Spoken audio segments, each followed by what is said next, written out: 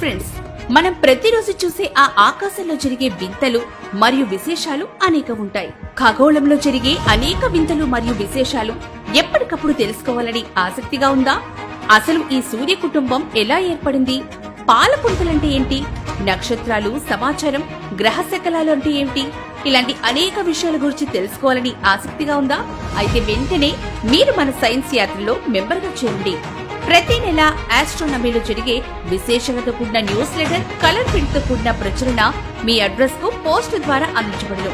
తెలుగు మరియు ఇంగ్లీష్ భాషలో మీకు అనుకూలమైన విధంగా ప్రింట్ పంపబడును.